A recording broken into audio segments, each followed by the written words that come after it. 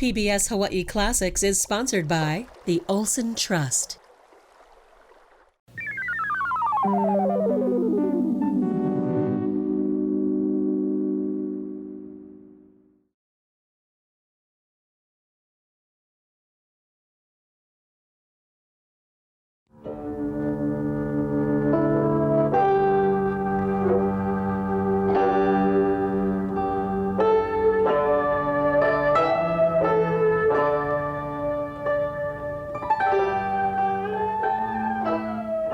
Hi, I'm Titus Chan. I'm an offspring of your favorite detective, Charlie Chan, and also your humble host of Cooking the Chan-ese Way. Right now, I'm standing right in front of a beautiful Chinese temple. As you will see, folks, now the four characters right up there, from right to left, is called Dai Hong Bo Din. Dai Hong Bo Din means a great, magnificent Chinese temple. And folks, let me tell you, a Chinese temple involves so much Chinese culture. And that's what is in our incoming program. We will show you all aspects of Chinese culture as well as the cooking of the Chinese good cuisine type of food. So right now, we will take a trip into the temple itself, but now we will stop in front of an emblem which is outside the temple. So would you please follow me? As I just said, this is outside of the temple. We are now looking at the two golden dragons. Now this is strictly hand carved and it's covered by a large glass. The dragons represents dignity, represents prosperity. Therefore, if you go to China, you look at those old palaces, there are a lot of dragons there. And it is for this reason, so many people who are owning the Chinese restaurants throughout the world, they often use the name as Golden Dragon Restaurant or something like that. And this represents something that people are very favorite about it, and then they put practically everyone like that on the four corners of this temple. So now let's take a look at the dragons from the inside. Behind me are the dragons you just saw a while ago. Now, right next to the dragon is a god. We call it, actually, it is a god. He serves to guard the temple from all the evil spirit coming into the temple. He is not the main god in this temple. Now, if we would take a closer look at him from the top to the bottom, then you will see him right over here. You see his headgear. Now, right in front of his headgear, it's got a head of a rooster. That represents his masculine. Because in China, people respect that rooster very much because it is always very dependable. In the villages, they depend on the rooster to wake them up so that they could go into the field and making a living. Then later on, you will see right over here, right at his middle of his whole garment there, it's got a tiger head, although it's a little hard for you to see, but represents, again, masculine again, to show that he's brave. Then looking at what he's holding on his right hand, now in the American or Western mind, you think, oh, he's an old man, and he's using a crank. But folks, this is not. This is his weapon. This weapon he uses to chase all the evil spirit and fight his enemies. Now, right now we take a look at whatever he's standing on. This looks like a piece of rock, but actually it is not. It is the cloud. It is believed that the Chinese god always riding on the cloud. That's when they travel back and forth. Save you a lot of trouble traveling in your 744 nowadays transportation. And folks, this is how it looked for the whole god. He's very masculine. He served his duty royally. Music plays a very important part in the Chinese life. May it be in everyday life, such as drama, things like that, but also it's very important into a temple. So as you can see over here, we have all kinds of musical instruments, but all these are devoted to the worshiping. Now, you take a look at this red wooden stuff, we call it mok yu. You know, folks, it's hard for you to understand. This is actually called the wooden fish. I don't know why they call it fish, but this is a part of the very important musical instrument for worship to calling the attention to the God so that they know that the music is going on, worship is taking place. Now it was sung like this, like that. Then you put it down, then you do something else. Of course, by the time the worship is done, the monks all scatter around and each one in charge of a certain type of instrument. Now this is a drum. You know, in the American world, and every time you see a drum, you immediately thinking of swinging in the dancing floor. But this is strictly for worshiping. As you can see, this is the little stick used to hit the drum. Now it will sound like this. And then you go this bell as well. Like that. Isn't it nice? It's very pleasant, nicely combined rhythm. Then right over here on my right-hand side, you see a gong. It's made out of metal and is painted gold looking. And this is the stick which you use it to combine with all the other kind of instrument, and also it would sound like this.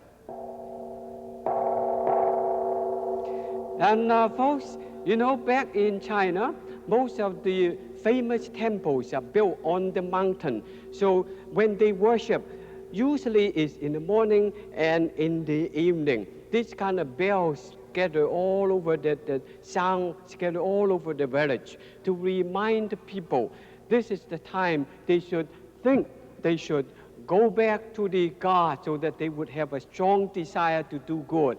In Chinese classical literature, we call this kind of feeling or hearing of the bell, we call it Bo Gu San Zhong, Fat Yan Sam Shang. This is a part of Chinese culture. This is the Buddha. As you can see, his body is painted by gold. In the Chinese mind, gold representing prosperity and respect. That's why they always paint their God's body with gold. Then as you can see, his right hand and his left hand, that's the time when he's meditating, he has a certain posture.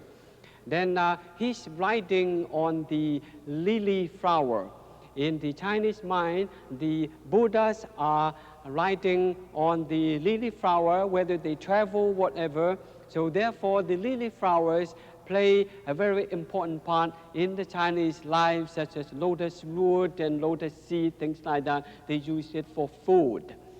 And you see the two small little gods are more or less his messenger, his bodyguard, and they do not ride on the lily, but they stand on the crown. One thing it would be interested to see, you see right in the Buddha, on his chest, there is a cross. Now this cross representing his symbol.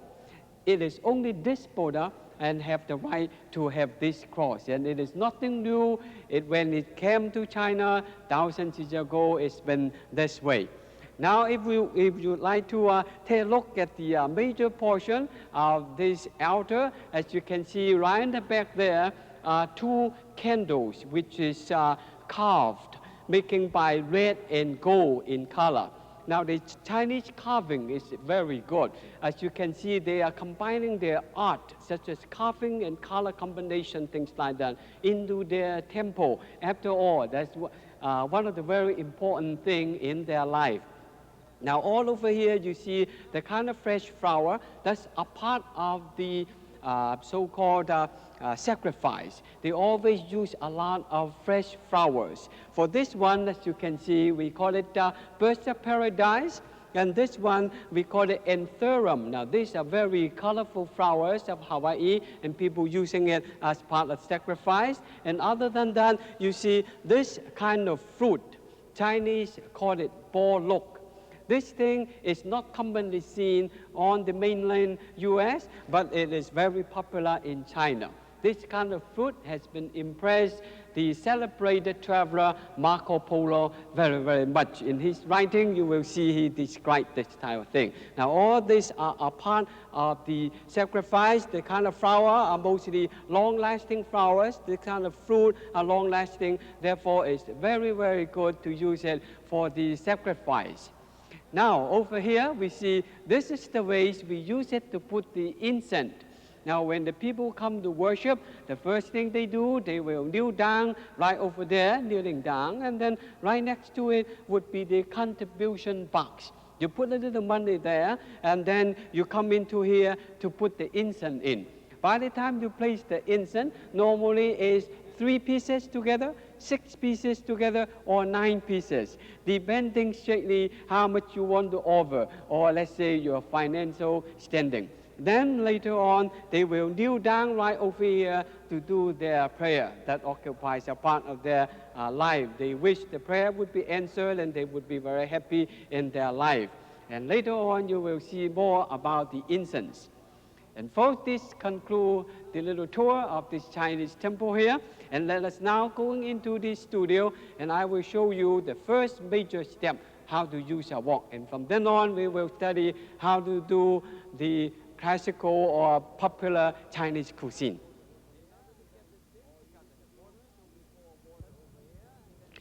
Now that we are in the studio, let's take a look, see what we can do. Oh boy, there's a lei over here, folks. This kind of lei is a good custom in Hawaii. Sometimes if you were to do anything, people give you a nice lei, and on top of that, you got a bonus too. You'll be kissed by a pretty girl right in front of your wife, and you don't have to feel guilty. All right, let's take a look at what we can do for this wok, because I told you we will show you how to use the wok. Now, as you can see right up over here, we have a wok over here. This is the cover. The cover has a lot to do with the cooking. To make your meat tender, you need the cover. But we will study it later on. Now, we will be interested in taking a look at the wok itself. This is a 16-inch wok. This is a very versatile instrument. Chinese people using it for thousands of years. They use it to cook, and they're using it to roughly about 30 different kinds of methods of Chinese cooking. All of them could be used this wok. So as you can see, this is 16-inch wok, about 1/2 a foot deep. And this wok is made out of cast iron, which is one of the best wok that you can find. It's kind of thick and heavy.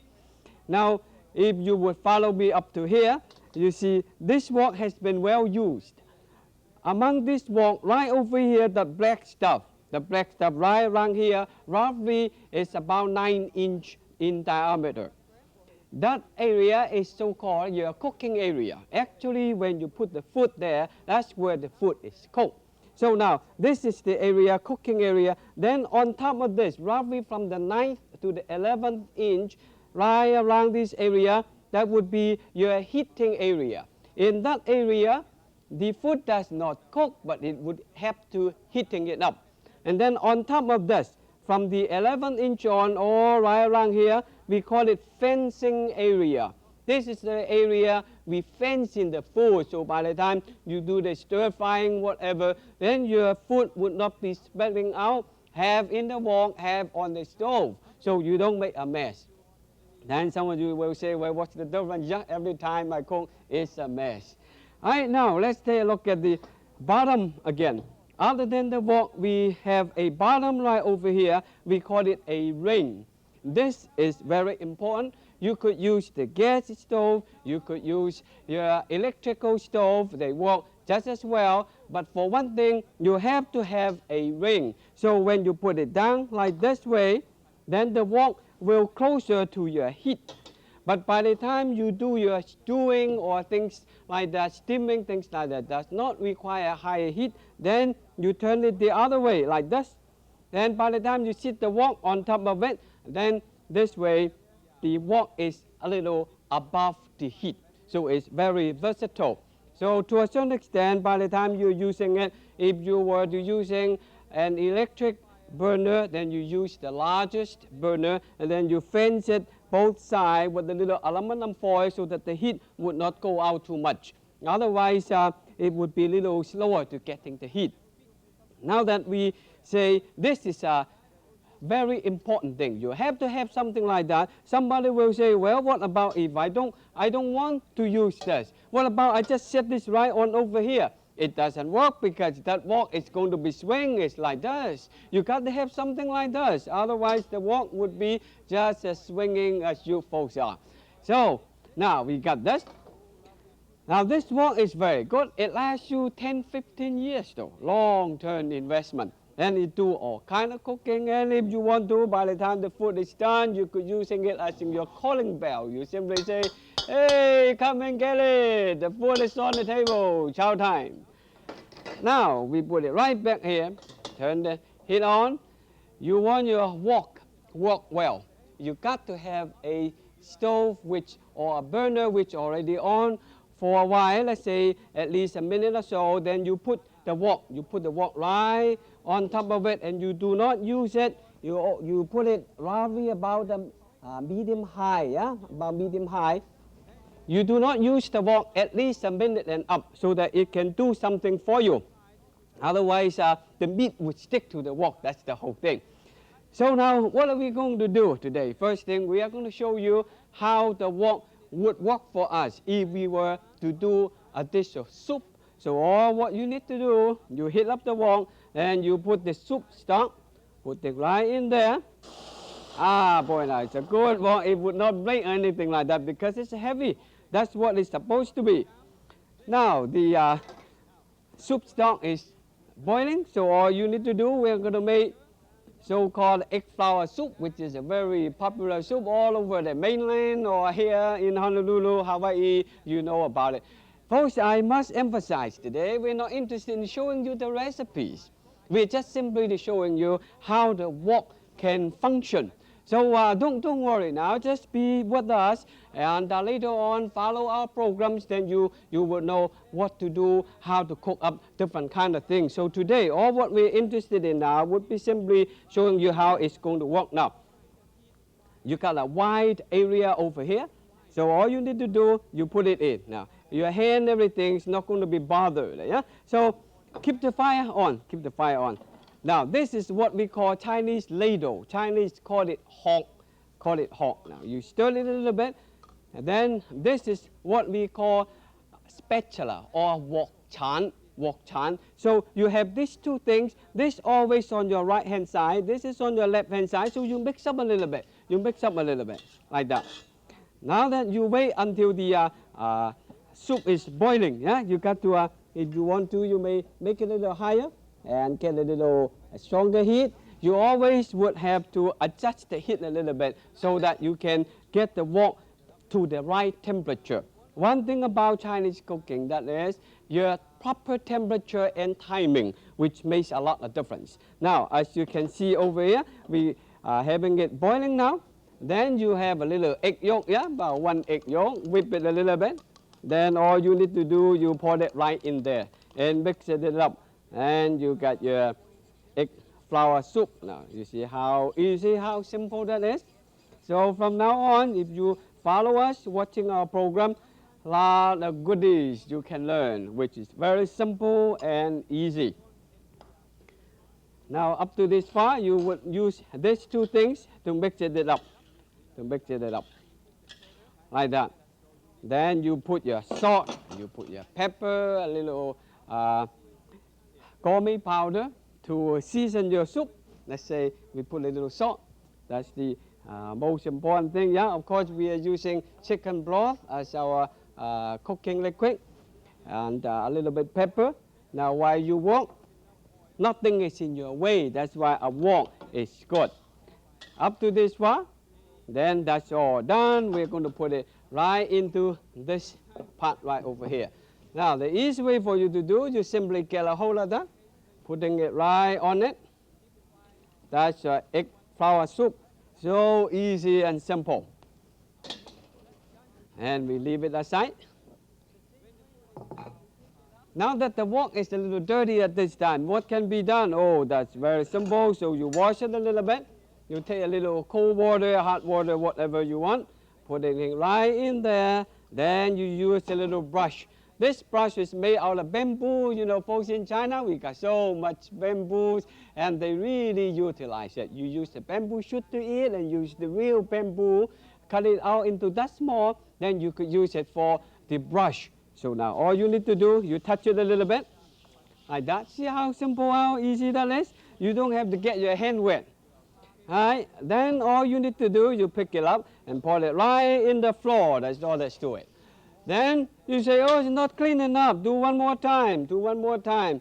And that's all that's to it. The wok got to be very clean at all times. Yeah? Otherwise, it's going to be getting a lot of black stuff right around your food. That's the thing. You got to be very careful. If the floor is not wet enough, you wet it a little more. There you go. Then you dry it up a little bit. A dry wok is very important. Now, we are going to do another dish. We call it stir-fry method. You know, folks, the stir-fry method is the kind of method that is most popular. Oh, I know, you say, oh, you don't have to tell me that. I know about Chinese cooking. Sure, you know about northern food, southern food, Cantonese food, but among that, the most popular dish, the method of preparing it would be your stir-fry method. That's why we're going to show you a little bit about the stir-fry method thing. Now again, your stove has been on, yeah, you set the wok on. Set the wok on about a minute or so, a minute and up, then you can use it. During which time you do anything you want. You don't have to folding up here and say, oh, come on, let's get hot, let's get hot. You do something else. So now, while you're doing something, so we do the lining up. I'm going to show you the other dish that we are going to do. We call it beef with vegetable. Beef with vegetable. While we're heating up the wok, folks, I'd like for you to take a look at my vegetable. You know, the Chinese people really have their way making the vegetable so green and crispy. Now, why it would be that way? One of the secrets is because you got a wok. All you need to do, you cut up your vegetable and everything. Then you have a pot of hot water. You fill it up, yeah, fill it up. Then you put your vegetable in there. By the time the water is hot boiling, you put the vegetable in. Use a little baking soda or brown sugar, whatever. Then you use this jiao li. This is Chinese jiao li, yeah? So you move it a few times. In less than a minute's time, you take it out. You see, now this offers you a wide space, and this jiao li will take it up so fast, so fast. So you take up your vegetable and cooling it off, then you get it right there already. So now, we take a look at this one. It is hot now, so we put a little oil in it. This oil is to keep it from the meat sticking in the bottom. Oh, a little water. Ah, boy, that happens all the time, folks. If you get a thing like that, don't get too scared. Now, you see, the wok is hot. When it's hot, then we're in business. That's the beef. Cooking the beef, we need hot temperature for the beef. Now, once we put the beef in there, a drop of oil around the edge of the wok. That would hasten your browning effect. Now, like this. This is the thing that you have to have a wide, like this, so that the oil would get down there. You see, oh, a lot of noise right there. This means it is going to be getting nice and brown. Then you turn on the other side. Now you see that golden brown effect. Oh boy, that's nice tender beef. Up to here, then all you need to do, simply add your vegetable. Right, putting it right in. There. Stir fry. You stir 3, 4, 5 times. Then you fold up your hand and you wait about 15 seconds. Well, 16 seconds, all right. I guess it's all right. Well, 14 times is all right. 14 times is all right. So you just stir it up a little bit and then you wait. Why do we do that? Because you got to have the heat getting in the wok so that the wok is hot, so that your cooking area gives you enough heat. Then we add a little bamboo shoot, things like that, just to give a little color. Then you fix it up like that. Now, folks, you see how easy that is? Then, while you're waiting for it, it's hot. All you need to do, you put a little oyster sauce, yeah? That's what we call Chinese magic sauce to make your food really taste good. And a little bit of soy sauce, like that. And mix it up. Mix it up. Now, salt and pepper, don't ever forget that, yeah? Salt to taste, and so to speak. Now, on top of this, one thing which is good would be you put a little wine, right around the edge of the wok, like that, to give you some added smell. Therefore, you would need a wok like that to perform this kind of special aroma. Now we are going to take this out. It's done, folks. It's just that easy. Stir-fry method is always fast. Yeah? Soon as the beef is done, the vegetable is done. Now we are in business, putting everything in here to have a nice meal. We got the soup, we got the vegetable and meat, things like that. Other than this kind of wok, there's another kind of wok. We call it the Peking wok. Now at home, we don't really call it Peking wok, but over here people calling it. So we say, if you don't beat them, you join them. So I'm joining the folks and calling this a Peking wok. This is a Peking wok. Really what we mean by Peking wok is the kind of wok by the time you cook, you can through your meat. You can through your meat. That's why we call it a Peking wok. Now, something like this. While you are cooking here, the difference between the northern and the southern food, some of the characteristics is this way. The northern food is hotter in flavor. It's also hotter in temperature. So you have to have something like this. Now, I show you how it could be done. You put something over here. Then you cook it a little longer time. But if you keep cooking, it's going to get burned, so you throw it. You throw the things like that. That's why we call it the Peking wok. So please be with us, and I'm counting on you. Next time we will see you again, and until then, we say Joy Gin. That means goodbye.